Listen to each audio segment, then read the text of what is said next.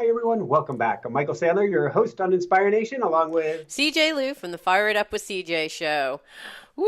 Woohoo!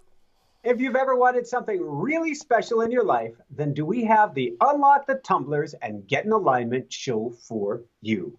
Today, we'll talk about getting in alignment, diving into flow, and letting the universe bring you exactly what you want or something better. That plus, we'll talk about early snowstorms, paper strips and meditation, becoming Superman, the power of green smoothies, and what in the world from your mouth to God's ears has to do with anything. Okay. So, welcome back to the show, CJ. Are you ready to I shine? am ready to shine. Woohoo! Woohoo!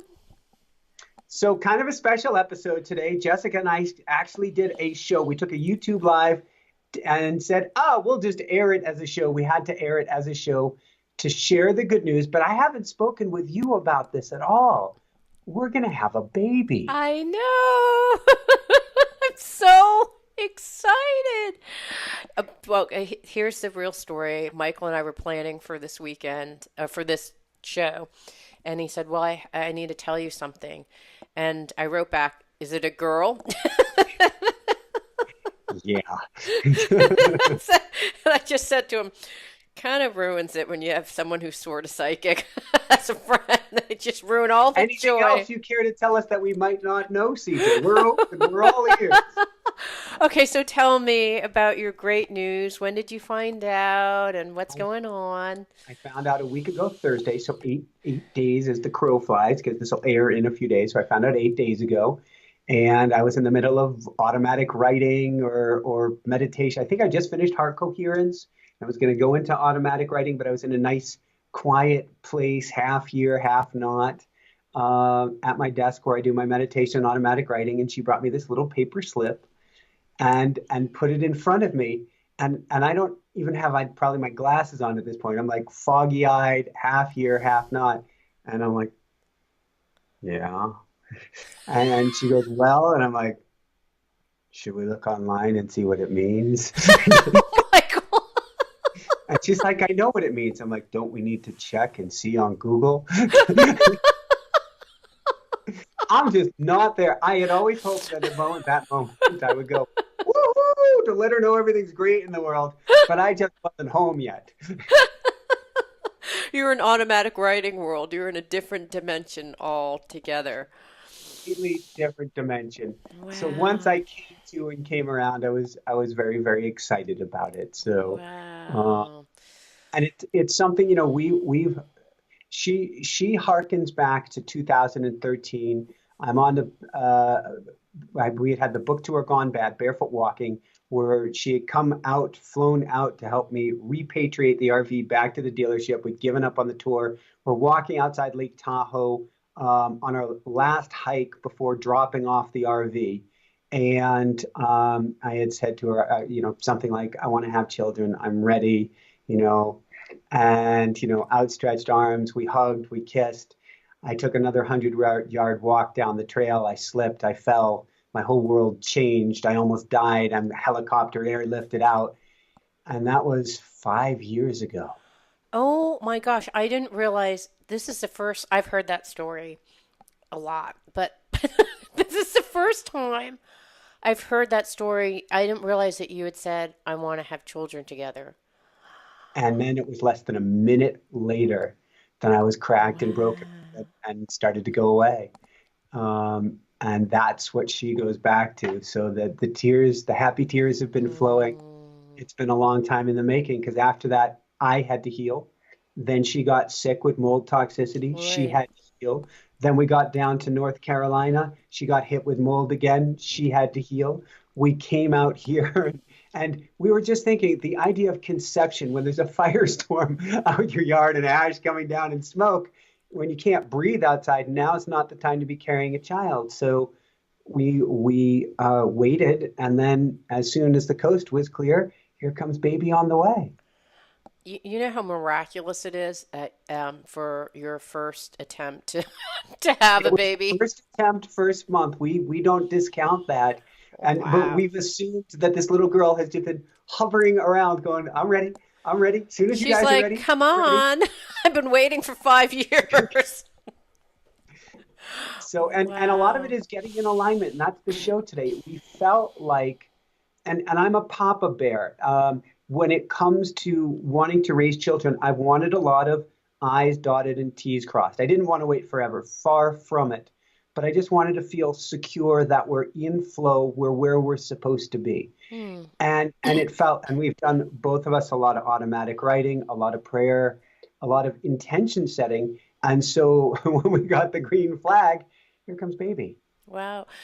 So I want to clarify when you say get in alignment, do you mean I'm inferring from what you're saying, it's like getting super clear about who you are, what you want, what both of you are wanting before you bring another life into this world? Is that what you mean? That's a big part of it. And that's actually something we hadn't discussed on the last show, which is I grew up with a really, there are a lot of people, like guests on the show, have had much worse childhoods than mine. And in comparison, I had childhood light compared to a lot of the guests on the show.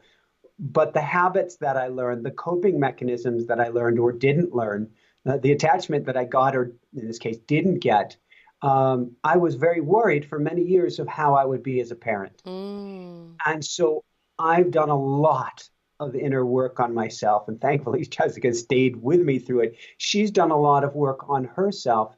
And then actually, we literally had to get back on our feet. You really don't want in Asian cultures, maybe, but not in the US, to be living in, the childhood bedroom of your parents or Right. your in-laws. We didn't even want to go through the conception process in that house. The Let's separate not go there. mattresses that they gave us to sleep on. Yes. Ah, You slept in separate messages even though you're married. yes, Okay. yes. All There right. was Okay. cranky going on in that house. It's a long So good. time. Yeah. Oh my We goodness. Wow. So get so you alignment. feel like you're in alignment now. Yeah, we feel loved and supported by the universe, that we're exactly. Mm. I'm not saying there won't be challenges or that it's all, what do they call it, puppies and roses, but we feel where it's supposed to be and very much feel, well, it's interesting I use the word fear because particularly as entrepreneurs starting our own show, there's always a lot of fear. And then from our parents, from all of our parents, we're gifted with lots of fear. At this point, the fear is probably the minimal of any point we've been together in our relationship. We feel completely loved and supported that whatever we need to bring her into the world, we were patient, we took our time, is going to be there for us. Mm. And that makes us feel, it makes for myself, she says, you're like Superman right now. So I was supposed to have Colette Baron Reed on the show a couple of days ago. Hmm. She had to reschedule for December. And I'm going, all right, got this pocket of time right here. Call this doctor, call this midwife, call this person on this, call for in-home birthing, for health insurance. I'm like on fire because I just feel I'm exactly where I'm supposed to be. I'm completely supported and I can step forward into that with confidence. Mm. Mm. Yeah. I was sharing with Gideon. I said, I have good news. Guess what? Michael and Jessica are gonna have a baby, and he was all excited. And I said, wow, we were. I think I was 33 when we had our first child, and I was kind of in the same situation as Jessica, and it was very similar. Like we tried the first time, boom, had a baby, and and I was thinking, wow, I still look back at thinking and think, well, we had no idea what we were getting into, and we were completely unconscious about what we wanted in life, unconscious in terms of what we wanted for parenting. And unlike Jessica and you, who've done so much research and so much soul searching, you're going to be able to be a conscious parent. I mean, frankly, I don't think I was a conscious parent, and if I could do it all over again, I would try to be in the same state. But what a wonderful thing for you call it alignment. I just call it conscious. Like you are clear with what you're doing, what's involved. And because Jessica did all that research beforehand, Oh yeah. and like what kind of changes you're going to have to make. I mean, not everything, but I think you're aware, and also the kind of patterns that you bring into the relationship. I had to kind of find that out as I was going along. Yeah. I'd go along as a parent and think, wait, why am I thinking this way? It's just so not helpful. And then I'd go in and get coaching and do my, tapping or whatever to get rid of thoughts. But you've done so much already. The other thing I was thinking about when you're sharing that is, I remember meeting with astrologer, and she said, and she did a reading for our first child, Jida, and for Caden Yeah. too. And she had said, you know, you're as parents are going to be cycle breakers, and that is that if you have a karmic cycle of parenting where your parents were parented a certain way and they parent the same exact way, that both Gideon and I are going to be cycle breakers in which we Awesome. actually change the way that, like, no, whatever this parenting was, um, it was wonderful and you did the best that you can, but I want to parent our kids in a completely different way. And Gideon has parented our kids different than his dad did, and I see that, I hear that that's what you want to do too. Yeah. Oh, to an extreme, both on her side, with a traditional, beautiful but traditional Asian family, and what that means for communication and things of that sort. And then my side, where, well, my friends called it, and they wouldn't even come over growing up. They called my house the crazy house. Yeah. So we're going to go a little bit different path, but we are doing our best to be conscious. And Jessica did all this research for a show that she wasn't able to start because she wasn't able to feel well enough to do it, and it's still there flitting around the conscious Pat, in her consciousness about mindful pregnancy. Um, but we are looking at each step of the puzzle as best as we know. Obviously, there are so many things we don't have a clue about. We don't know what our blind spots are, but we're going to bring in help to figure that out. But even each step of the way, I was sitting at the kitchen table this morning with her, and baby, I guess is what now the size coming up on the size of a sweet pea, Yeah. and I'm like, when do we start talking with her? And Jessica's like, well, what do you think? And I'm like, she's like, I'm speaking to her in her head now. She goes, do you think I should go out loud? I'm like, I guess it's time. Let's start talking to her. And we're writing a letter a day. And I think I'm actually going to start posting this, which Oh, is going that'd to be be really sweet. brave of us. We may call it Dear Hannah, because that's what we're naming her. So far, that's what it appears to be. And so we're writing we each started separately and had no idea that we were doing this. We do our automatic writing. And then since the day we found out, we would write her a letter each day. And then it was 4 days in that we compared notes. So she's like, you're doing that too? So, No, that's such a sweet idea. Do it now before you get completely exhausted and you're like, I can't even sleep. I can't even write, let alone like automatic write. So I think that that's lovely. What a wonderful way. And again, this is like conscious parenting, right? And that one thing that I regret to this day is that I had a tarot card reader. Don't see one of these people. And okay. I was probably I, I was probably like 6 weeks pregnant when I saw I've got her. enough decks on my No, on my don't desk. do a tarot reading. Okay, so she didn't know I was pregnant, but she said your second child will not make it through, and I was carrying my second child, and What? so during that whole pregnancy, I was feeling attachment issues because I thought, oh my gosh, I don't really want to get attached. I'm nervous. Like, what if happened? And so that whole thing, and guess what? Like that anxiety and fear. Guess who has that now? My kid. So I don't know. I don't know if he would have had that same kind of fear and anxiety had I not had that in the womb, but I always wonder, and so just don't stay away from any of that because that was the worst thing Have I no could plans have on done. going there. Although I was going to ask Colleen or Colette a bunch of questions because I think she's one of the people who we've had on the show who has said, like yourself, there's a baby girl in your field. Yep. So and we've had that for quite a while now. Um, it's interesting. Two thoughts. First off, I believe, and we had on Dr. Raymond Moody talking about life after life and light and near death experiences yesterday. So we were talking about babies coming in, souls coming into the world. I Hmm. believe our soul path, soul journey, in a sense, is something we set up in advance. And so your second child, as strange as it sounds, that may be have been part of his journey for his learnings and literally for his global higher good, meaning beyond this lifetime. Even though nobody wants a child to have fear or anxiety, we want to empower them as much as we possibly can. Yeah. Yeah, that's true. Maybe it was supposed to be. Maybe it was predestined that I met a tarot Bingo. reader and she gave me a reading. I did not ask her about the baby. She gave me a reading anyways about the baby. So it's not like I was asking for her predictions at all. She just gave it to me anyway. So I guess, Jessica, yeah. go ahead. No, go ahead. You go ahead. Uh, Jessica. uh, Jessica has been going to heart coherence all the time and to that device that I mentioned to you, so that if her anxiety goes up, she goes and takes a break and says, I want to bring it down for the baby and bring it down for the baby and bring it down for the baby. And last night was the first time we had a stressful discussion.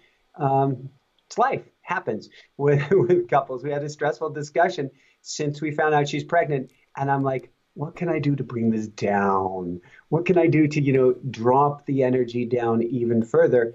Because I'm speaking to two at the moment. Hmm. And we both are extremely cognizantly aware of this. I'm butchering my English at the moment. We're acutely aware of this at the moment and how much that energy does matter and want to do. And Jessica said it right. She's like, look, you can't shelter baby. Baby needs to be able to handle these things, but we want to bring her back to center, be able to bring her back quickly, and for Jessica to bring herself back quickly. Yeah, because in some ways, there's this belief that you're training the baby how to do that as much as you're training yourself. So you're kind of like, Exactly. okay, I see, like, I'm in here and I'm back here. I'm in here and I'm back here. How did I get here? Maybe Hannah doesn't know, but, there's still, this kind of feels like to be centered, which is beautiful. So beautiful. So what does unlock the tumblers mean? Oh, unlock the tumblers means putting things into position. So Mm, I think it was really preparation. And yes, some of that's automatic writing. Some of it's a lot of what we're talking about is it's easy to be in a place of fear in life. Nothing's perfect. There's no way perfection. I love it. The last guest said perfection is distraction. So because when you're trying to follow perfection, you're not living your life. You're stuck in the perfection mode. But there were some pieces we want to put in place. Health was a piece. Where we're living was a piece of that puzzle. Having mm, some idea of time management. So when we started this show, which is we're almost 1,000 shows in, it's craziness. wow. When we started this show, there was no time to breathe at all. How do you bring a baby in when there's no time to breathe? How do we then take time for ourselves? How do we re engineer our day? And a lot of re engineering our day, since I just had a time management expert on, is about changing your commitments and Hmm. understanding what your priorities are and what's important.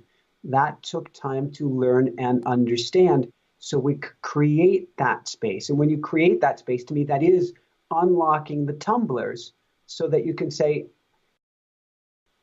I'm as ready. I say I'm ready now, and I can hear in the background people going, You're not ready. So I'll say, We were as ready as we could be, No, you're given far that more life is ready. all Oh my unknowns. gosh, you are completely ready. I just remember Gideon and I, we took the class on how to change the diapers and and the car seat and everything. We thought we were prepared. We That's so took the what to cool. expect when you're expecting a baby class. I can't remember. We took a series of classes. And we were coming home from the hospital, and Gideon wanted to get like the car seat right, and so he'd had like already strapped the car seat in, and the nurse looked at it and she's like, "This is not right." And she like redid the whole thing because it wasn't right, and we needed to make sure that the baby was safe. So that was, no fault on getting like you don't know, like you read it, they didn't have YouTubes where you could look at stuff and know what good looks like. You just read the directions and you think you're doing it right. And then we rushed in with our newborn baby and he was crying and we're like, is it a diaper change? Is he, we didn't know very much. So like you'll get to the point where it's like, is it a diaper change? Is it sleepy? Is the child sleepy? Are they hungry? Is there something else that's making, you have a whole litany of things, but this was right out of the hospital. We're like, must be diaper change. So we ran over to the diaper changing table and it was completely the wrong place. Like we didn't even know where it should be. It sounds crazy, but like it has to be a certain height, it has to be positioned in a certain way. And we were like throwing it on the ground and we were trying to change this diaper. And then there was like, no, there's nothing in the diaper. It wasn't the diaper. And then we're like, what could it be? Baby looking at you guys. No, he was screaming his head off. Oh. And it's this kind of like this kind of like high pitched scream that everyone else would probably find, kind of like whatever. But when you're the parent and you hear a high pitched scream of distress, it's like it's like fingers across, like you're like, I need to save By this child. design. Yes, and so, oh my gosh, I just remembered the first thing we thought, we have no idea what we've gotten in ourselves into. And then we had to bathe the baby and like cut the fingernails, and we had a doula because we were terrified that we would drown the child. So we had a doula and she showed us. So if you have, well, all this stuff you can do on YouTube now, but we didn't have that. And so you kind of need to know what it looks like. Like, do you put the baby in the bathtub? Do you put it in the sink? Can you wash the hair? How do you cut it? And you're like cutting the first pieces of hair. Like, I don't want to cut its eyes.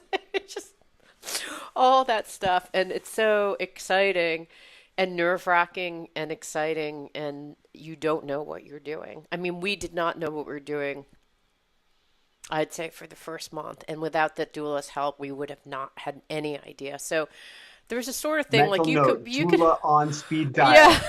Well, just have a doula there for the first day. If you have a doula there for the first day and you have someone around for the first 2 weeks to wake up when the baby's crying, that's all you need. We're having a village. Yeah. We're having 3 what we call our fairy godmothers out here. 3 elders are going to be out here. Oh, good. Jessica's parents are going to be out here. We're going to invite more. We may have like a place that we rent down the street that everybody can stay. Yeah. We're literally bringing in the village. And stagger They say them. it takes. Don't have the 2 parents show up at once. It's like a Oh, complete my disaster. parents, they're not coming yet. Okay. As I always say, I love you, Mom. I'm kidding. Yeah, well, what happens is that what I found with my in-laws is everyone has their own parenting formula. And if you don't follow their parenting formula, it's like an indictment that their parenting was wrong. So there's this kind of defensiveness, like, why are you doing that? Like, I used to do it this way. And it's like, well, the books say this. And they're like, what do the books know? Because there's this sense of like, well, are you saying that how I did it was wrong? I'm not saying that, but I've done a lot of research and this is what they say. And so there's this kind of, in the very beginning, there's this little bit of a tension that if you could pre-anticipate that conversation and say like, that's one thing that, because otherwise you don't know what you're doing and you have someone who knows what they're doing, but you've read a whole bunch of information and you're not sure, but what it's different. And when you go to the hospital, oh my God, there are like 6 people. This is how the baby needs to sleep. Okay, thank you. And then we'd memorize it. And then someone's like, oh no, this is how the baby needs to sleep. And it'd be like a completely different thing. And you're like, okay, I've gotten 6 different ways on how the baby is supposed to sleep. Now I have no freaking idea how the baby's supposed to sleep. Now I have to do this research when I'm completely exhausted. So you'll hear a lot of advice. Of which you should throw away, including the advice that I'm giving you now. I mean, just do it the way that you want. Everyone's going to have their own way. It's exhausting. I'm picturing the handbook now. I don't think we'll actually write it, but the handbook of, okay, so we're on the right page here. This is what we'll do about sleep.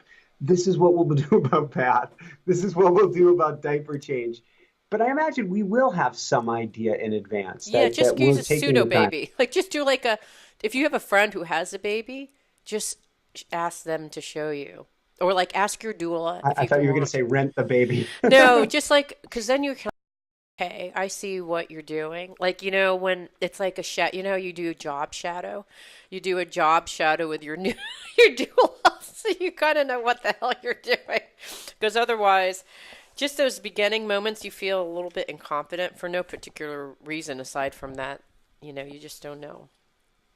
So it's Anyhow, exciting. it's very exciting. Okay, so you've gotten in alignment, you're diving into the flow. I just witnessed my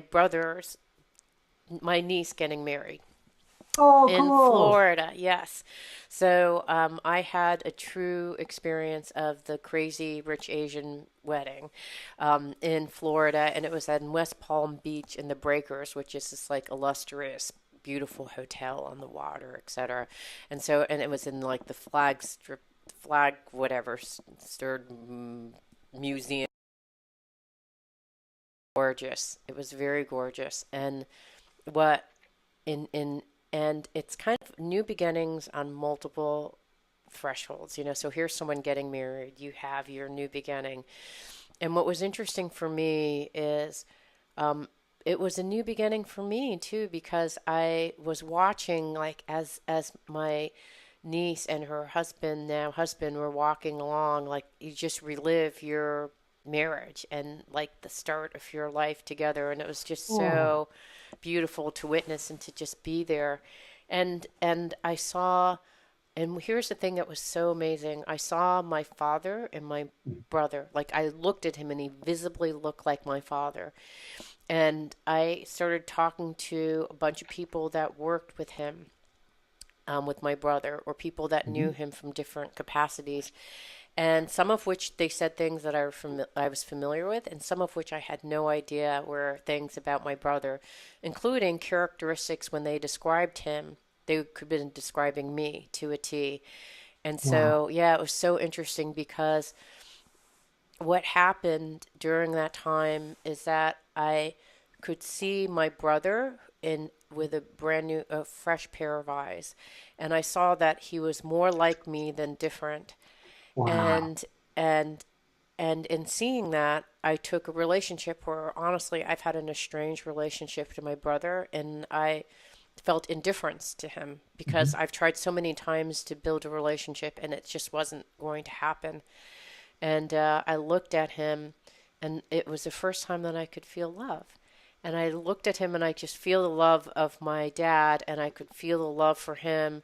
Mhm. And it was amazing how, like, all my childhood memories just started like pivoting and circling in like a little hurricane of like maybe all these things are partially true, not Mhm. true, half truths, and in that wake of all that change, it literally has been like a storm in my head, and what's happening is the birth of a new relationship, but it's painful, yeah, for me actually. I interviewed someone about who passed, and my mom's getting pretty old too. And I thought about I want to make sure that in the next couple of years, 10 years, like we change the nature of our relationship. We're Mhm. neutral, and like I would say like neutral two pluses, but I want it to be like 10 pluses, like Yeah. but I'm at like neutral two pluses, and I would say before is maybe like neutral, or maybe before that like -3. So I'm moving up the Trending scale, positively. trending positively. And he said, when people pass, the number one thing that people have the hardest time with is estranged relationships, where um, they they didn't make amends to the person before they died, or the person, and the incredible pain that that creates is just so unbearable that it's just important, no matter what you do and however successful you are in changing that estranged relationship, that you make some effort, because otherwise it will be the number one regret that you have. And so that has just been like a huge kind of aha moment for me. So it's kind of a new beginning. And also, like I was telling my brother about this wedding where I had this new beginning, and literally tears were flowing down my eyes, and I thought, well, I wonder if I have allergies or what's going on, you know. And then I'd be waking up in the middle of the night, and I'd have tears rolling down my face, and it's like this catharsis. Like there was so much pain in the way that I held my brother, who was very kind of abusive, like most older brothers can be. Some older brothers can be. He had that kind of abusive nature, and there's so much pain as from being a little girl, holding all that hurt, and it's literally been leaching out of my system, and like this Wow. catharsis of crying, and I don't even know why I'm crying aside from this general sense of like needing the tears to be shed. Like my body needs these tears to be shed in order to come clean. And when I was talking to the guy who was talking about people's biggest regret, he said that one of the things that happens is that when your heart opens, it's just this when your heart opens and finally realizes that you've misunderstood someone so you know you've misunderstood someone, and that light, the beam of light of love comes in, it just cracks your heart open, and it is so painful and beautiful at the same time. So I've just been having like this painful, beautiful experience. So I'm kind of on the other side. I'm moving from life to death, but but life again, right? Like life, death, and life again, and then it just continues in many different forms, right? My niece gets married, she's starting her new life. You're starting a new baby. I'm starting this new relationship. Like a chick coming out of its shell and being innocent again on how I view my brother and my mother. So it's interesting how life cycles and has these same, and I could use the same ways of describing that I'm finally in alignment so that I can take on these really challenging thoughts and beliefs that I've had all my life and to move past them. So, Woo. anyhow, woohoo! There's a beautiful Rumi quote, if I get this right. I'm not a big quoter. I love quotes, but I can never I'm remember them awful at exactly word quotes. for word. Yeah, From Rumi, the wound is the place where the light enters. yeah. That's what it feels like, and it hurts like hell. I mean, it really, like I've been like I keep on telling my husband I'm raw. Like I feel completely raw. And if someone looks at me funny, I may just start crying. I mean, it's like at that tenderness, like don't look at me funny, or I may just start bawling out in just uncontrollable tears. So it's weird to have that much catharsis happening. And I know that doing this work, that it's growth and beauty around the other side, but you have to go through, as you talk, poo poo and darkness between now and then, or pain or whatever. I don't know Well, how if to we call bring it. it back to alignment, the poo-poo in darkness is the way into alignment. That is the alignment. It's leading into it. It's not pushing it away. Yeah. You can't leave the poo in the diaper. You're going to Yeah. have to actually do something with it. That is what's happening. And well, I keep on thinking, I remember interviewing, we both interviewed him, the guy who is the head editor or publisher for New World Library, Mark, I can't remember his name, but he's Mark Allen. Mark Allen, but he talked about being, he's really into Tantra, and it's about having life experiences and then just going through the fire, or going through the hardest fiery parts. And when you do that, there's some huge learning, growth, whatever that happens. Just like having a baby, birthing a baby hurts like heck. And then there's just this beautiful thing that happens afterwards, beautiful birth that happens. So similar kind of thing. Is that to this? Is this was crack? You have your notes here. Cracking open the heart. Yeah, that's what it feels like. My heart has completely, and it hurts because if you crack open the heart, you have to see what's in there, and it's not, some of it is poo poo, like just misunderstanding, confusion, patterns, old patterns of behavior and thinking that were not only related to my brother, but projected to others and then projected in terms of my life view. Like all these things are kind of like dissembling. And it's confusing. Like I feel like I am going through like a hurricane. Um, Can you imagine, though, talking, bring it back to alignment, yeah. having done this sooner in life before you dove in and did the inner work?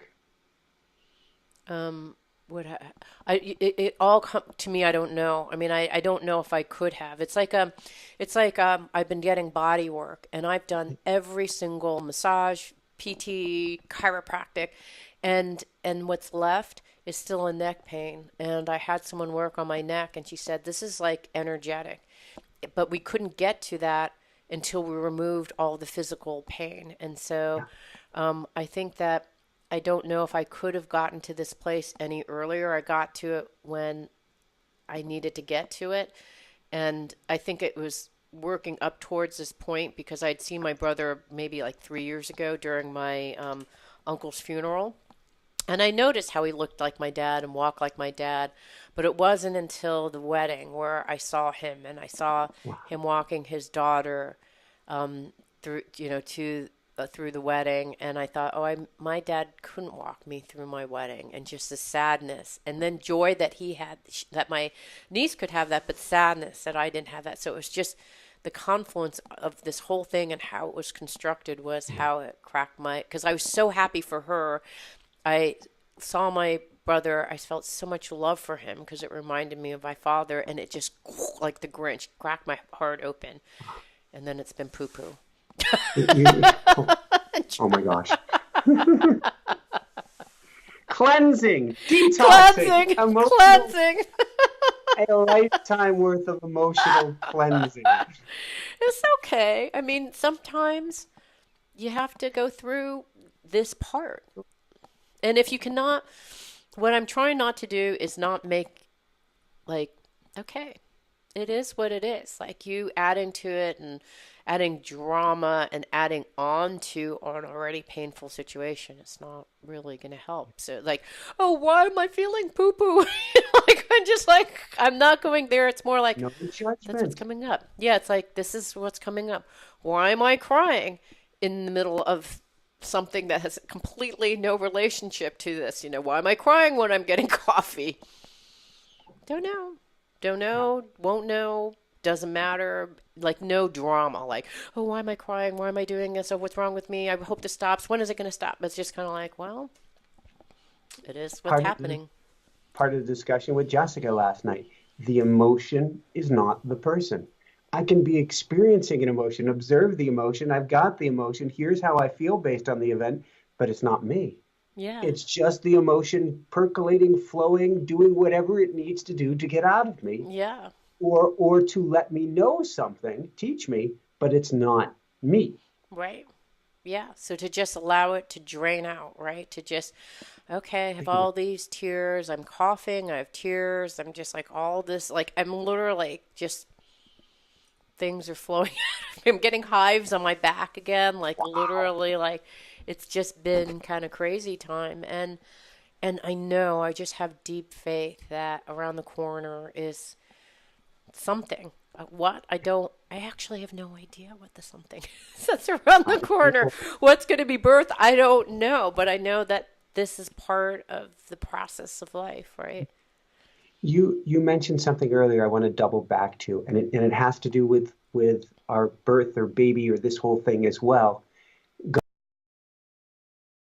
When we needed to get to it, got to it when we needed to get to it. Yeah. The idea that things don't come in our time, but they come when we're ready or when they're necessary. And that is part of getting into alignment and getting into flow, which is you put it out there for your growth, for your highest good, or to have a baby or whatever it is. And then you understand 5 years ago, we were wanting baby. Jessica was saying that would say that, yeah, I'd been wanting baby for years before in 2013 you said, I'm ready. And then Right. it doesn't happen on our timeline. And if we can let go of that, the, the suffering drops dramatically. That's so true. You know, I have to tell you one other funny story. So I was walking before I went to the wedding, and I know we only have 5 minutes. I before I went to the wedding, I was walking with Gideon, ritual of walking around the lake. You broke up. You broke up Oh, there for a second. okay. I Walking. was walking around the lake with my husband, Yeah. and he said, "Are you looking forward to this wedding?" And I said, "I don't know. I have no expectations. All I know is this is at minimum what I can do to support my relationship with my brother and my niece." And I said, "But you know, it's hard because you can't be in a relationship with someone who doesn't want to be in a relationship with you." And a minute I said that, a pine cone came and literally hit me on the crown chakra of my head. Well, that's a pine cone basically hitting you on the pineal gland. That's cool. I know. Is that crazy? So I That thought, says I something. know. And Gideon's like, "What do you think that means?" I'm like, I really, no, I just can't do this right now. And I said, okay. I think what it means is that, you know, pine cone has all these, like, it's about growth, it's about legacy, it's about, like, you know, it's something about that. It's something about the thing I previously said. And I said, well, maybe I can't create a relationship with my brother, but perhaps I can change a relationship that I have with my nieces and indirectly change my relationship with my brother. So my goal is to go there and really get to know my younger niece, who I have never even met. And so I said, that must be what the pine cone meant. And really, what the pine cone meant is that I actually, even though our relationship hasn't changed. And so, because I see You him in broke a up for totally, a second. You said, I and have changed my relationship with my brother, even though our relationship hasn't changed. I am changing the way that I relate to him. Instead of being indifferent or having a whole bunch of stories, I can see him as me. You know, like we are one, and that's like a huge thing, and that alone shifts the relationship. Even though he may still not want to have anything to do with me, still not, you know, all those things may still hold true, and still we have this rocky past. I can still see him as an extension and oneness with him, and that's what changed. And that's what the pine cone. I didn't have any, like, going back to what you said. I didn't know what to expect. But like when a pine cone hits you in your crown chakra, you gotta pay attention. I love it. If I was coaching you, CJ, and I think you've already done this work, I would be saying go to Ho'oponopono. Yeah, I'd be saying do prayer work, the Hawaiian healing prayer, which is really a forgiveness prayer, but it's forgiveness in our own heart. Heal our own heart over a relationship, and either the relationship physically changes or how we frame and feel about that relationship completely changes. yeah. I have my own forgiveness poem, and I started it, but I'm so glad you reminded me because there's the forgiveness. So the poem that I do is I forgive myself for any way that I've harmed myself due to my ignorance, greed, or whatever, confusion. And then it's I forgive you for any way that you've hurt me due to your, you know, confusion, anger, doubt. And then I ask for your forgiveness in any way that I've harmed you. So you look at all, you know, different ways of harm. You know, you've harmed, they've harmed you, and you've harmed yourself. And I started that with myself, but I haven't gotten to those two other pieces. So I'm glad that you reminded me. Thank you. You are most welcome. So we get to wrap things up because I'm taking Jessica in Yes. just a minute to her first of many doctor's appointment. We get to choose a doctor. We're going to be doing, well, if universe allows, we're doing an at-home water birth. Yes. So we're interviewing midwives and doctors and all this cool stuff. And the first ones we take off for in about a minute. So anything last that you want to share with us? Getting alignment, getting in flow. I just think congratulations. I'm so excited for the two of you. I'm very, very happy. Thank you. We're very excited too. I was surprised.